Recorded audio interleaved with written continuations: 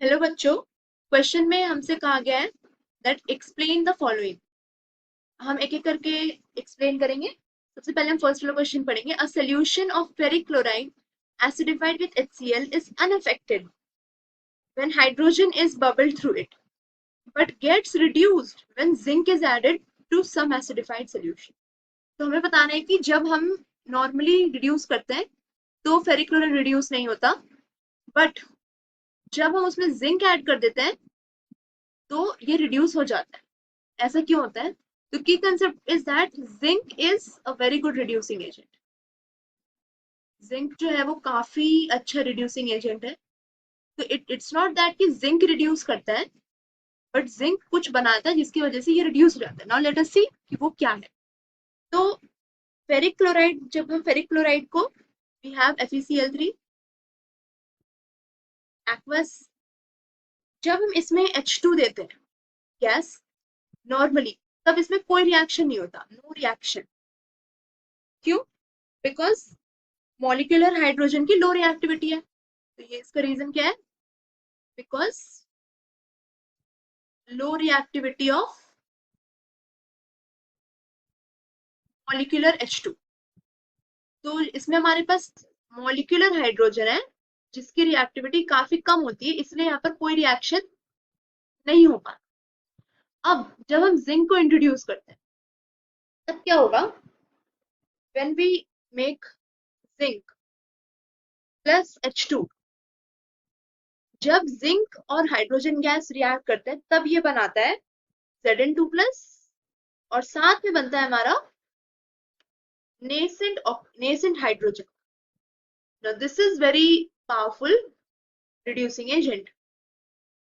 Nascent hydrogen के पास काफी power होता है कि वो रिड्यूस कर सके। जब ये nascent hydrogen रिएक्ट करता है फेरिक क्लोराइड सॉल्यूशन के साथ, तभी बिल्कुल आसानी से we have this nascent hydrogen reacting with FeCl3 aqueous. This will react with nascent hydrogen produced in this reaction to give ferrous chloride. It is FeCl2 aqueous, और साथ में प्रोड्यूस करता है कुछ acid, small amount of acid as a by product. तो हमने देखा यहाँ पे कि जिंक जो है वो काफी पावरफुल रिड्यूसिंग एजेंट है, तो वो H2 को नेसेंट मॉलिक्यूलर हाइड्रोजन को नेसेंट हाइड्रोजन में कन्वर्ट करता है। फिर ये नेसेंट हाइड्रोजन फेरिक क्लोराइड को फेरस क्लोराइड में बहुत आसानी से रिड्यूस कर देता है। So I hope you understood the concept of nascent hydrogen. Now we will move to second part of the question. Second part में हमसे पूछा गया है when sodium hydride is in fused state is electrolyzed, hydrogen is discharged at anode.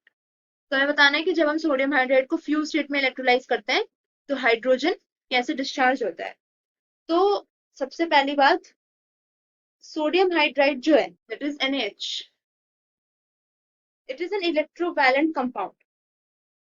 ये हमारे इस question का की कॉन्सेप्ट है, पार्ट बी का की concept, that NaH is an electrovalent compound. Electrovalent compound means जहां पे हमारे पास ions हो in which hydrogen is present as anion. Definitely यहाँ पे क्या है? NaH है, तो NaH में हमारे पास Na प्लस है and Na plus and H minus as anion H minus. तो इसमें क्या होता है, जब भी हम इसको फ्यूज स्टेट में इलेक्ट्रोलिसिस करते हैं, फ्यूज्ड स्टेट इलेक्ट्रोलिसिस, तब एनोड और कैथोड पे क्या रिएक्शन होता है वो हम देखते हैं। तब एनोड ऑक्सीडेशन होगा डेफिनेटली, इतना तो हमें पता है कि यहाँ पे ऑक्सीडेशन होगा। और वो ऑक्सीडेशन में क्या होता है? We have H minus, it will give H2 gas plus 2 electron. Oxidation हो रहा है मतलब ये इलेक्ट्रॉन्स रिलीज करेंगे। फिर हम आते हैं कैथोड पे। कैथोड पे क्या रिएक्शन होता है? कैथोड पे भी है रिडक्शन। अब रिडक्शन में क्या होता है? We have Na plus over here, तो ये जो दो Na प्लस है वो मिलके 2 इलेक्ट्रॉन जो इसने रिलीज किया है वो लेंगे और दो Na मेटल में कन्वर्ट हो जाएंगे। तो ये रिएक्शन टेक्स होता है एनोड एंड कैथोड, और this is the reason that hydrogen is discharged at anode, क्योंकि यहाँ पे H जो है वो H माइनस आयंस की तरह प्रेजेंट है, ना कि H प्लस आयंस की तरह। इसलिए यहाँ पे ऐसा होता है कि hydrogen gas is released at anode. I hope you understood the concept. We have explained both the question very well. All the best.